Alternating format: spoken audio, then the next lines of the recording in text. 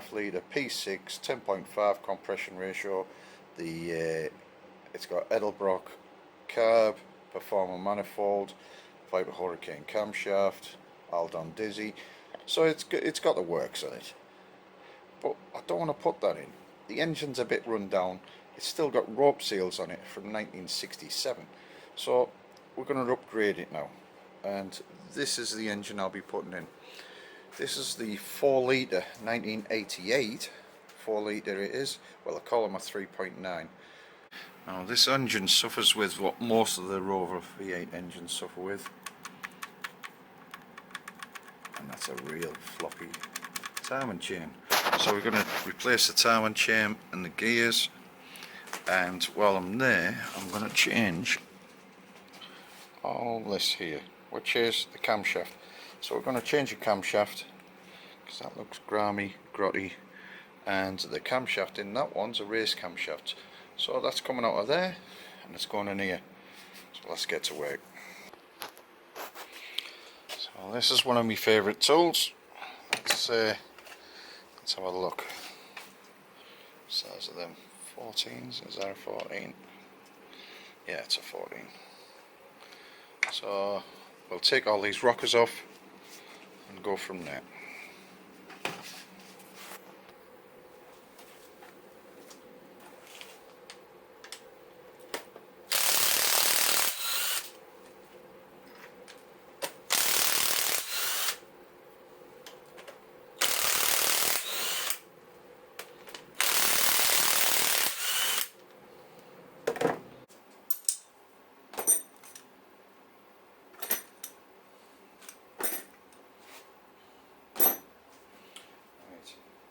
Finger under there, should come out there.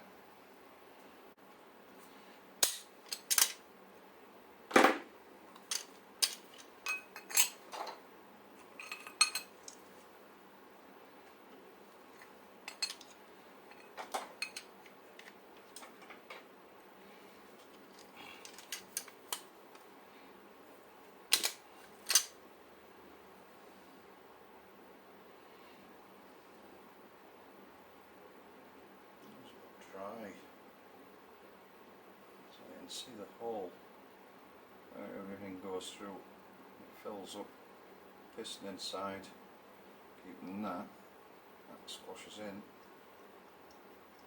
tight. Hence no tappy tappy. Tappa tappa tappa.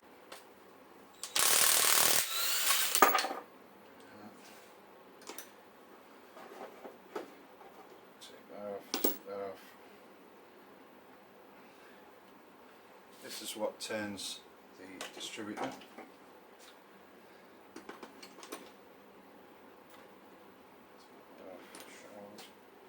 And then I should be able to pull these pulleys off, but that looks solid. It's got a lot of rust around there. I'm going to have to spray that. Right, so this here. That one's loose. There we go.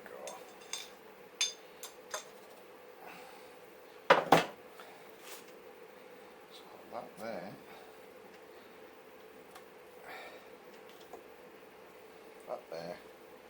is the cam chain, and on the Rovers it's right in the middle of the engine, the cam.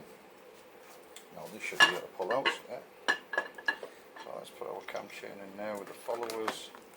There's the drive. Don't like these ones, they have a plastic outer. I love the metal ones, but they're so expensive. Right, let's get this cam out.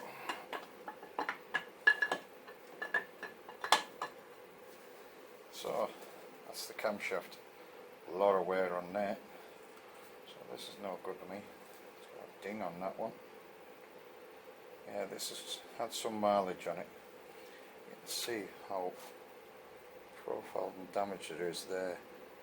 It's got a nice little ding in it there. So something's been banging about in here, unless it's the followers that were built up so much of carbon. So I think we need to overhaul the full engine myself and strip it and see what's going on. See what the damage is. 16.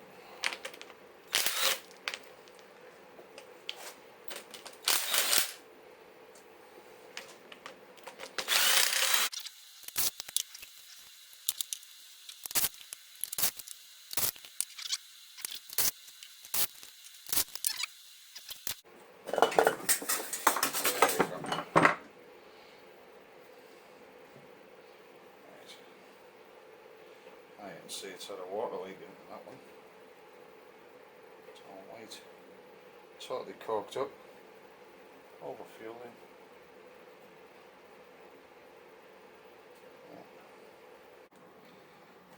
There's the other head. Oh, it stinks. Don't know what we had in there. Yeah. Right. Let's have a look.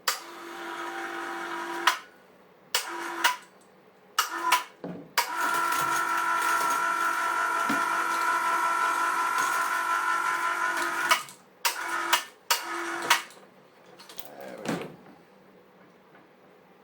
That's my winch.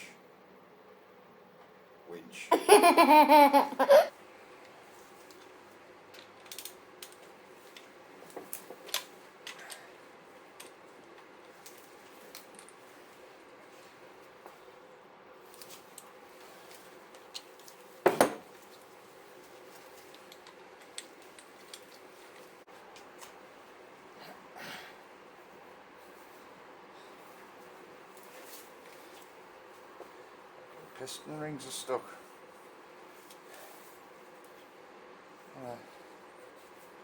Stuck in. No expansion.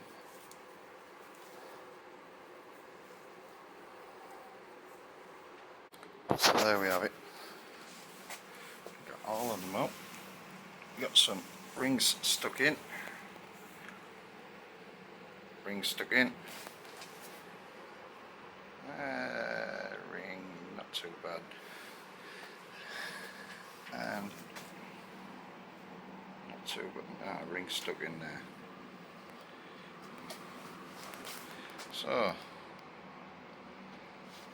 when we look at the bars, the scars in the bars are not too bad. But there's a lip there. You can see that lip. So I need to measure, see if this needs a rebar. If so, it'd have to be a rebar, new pistons, new rings. As it is, I just want to change the rings, but need to do some measuring. Right, let's separate the old engine.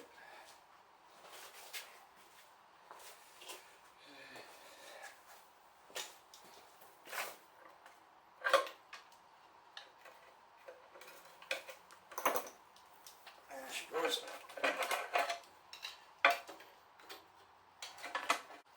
So here we have gearbox, engine. This is the clutch assembly. There's a thrust bearing.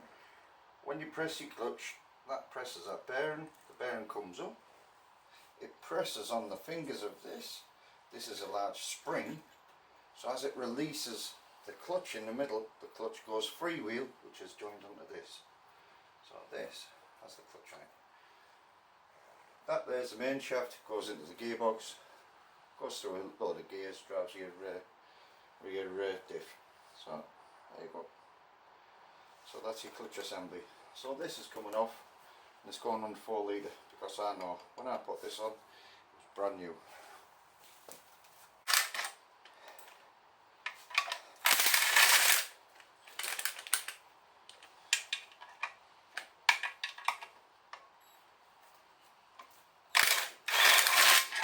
There she goes.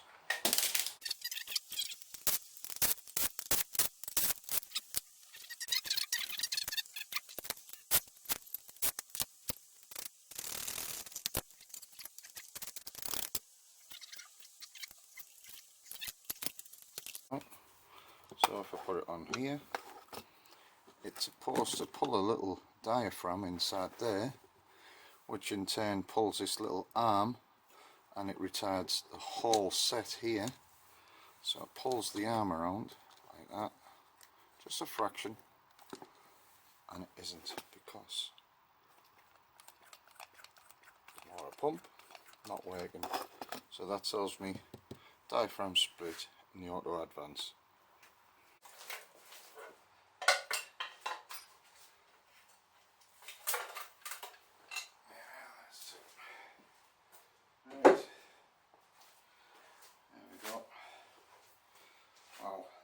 clean still. 22 years I built this engine and still mint. Very clean. In very good condition, and the oil smells fresh. Still looks alright round here. Yeah, looks like a low mileage engine.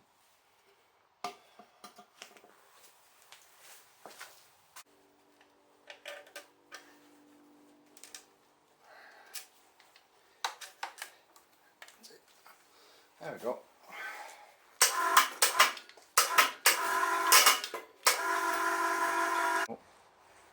You're supposed to have some end float, but this has got quite a lot of end float. Can you hear that?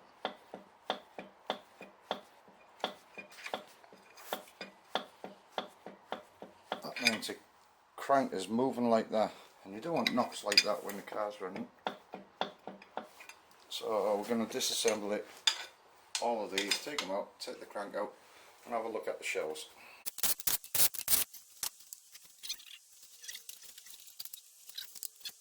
18.10 kilos, that's what the crank weighs. Right, let's get some parts, and well, let's wash some parts and get these parts sorted. So right, that's the centre cam bearing, and on the outsides it's for the end float, so that the crank doesn't shove forward and shove backwards.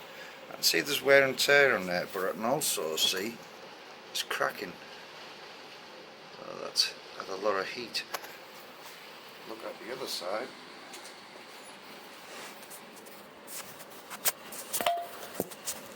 And the other side also has some little cracks on it. So you can see here. So we're going to change these anyway, because I think they're worn a bit. And if you look at the crank where they sit, so only there where they sit is there. So you can see there's a little bit of wear and tear in there, which is to be expected.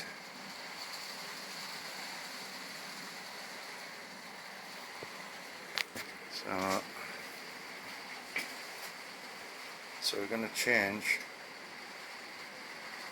the centre crank bearing, because that stops it from moving left and right, left and right. So these outer shims here stop that. So it's getting on now. It's time to shut up for the night, but I'll show you what's been happening today, and all the parts that need cleaning and restoring, and parts I have to buy. There we are. So that's what we've got at the moment. Like that there.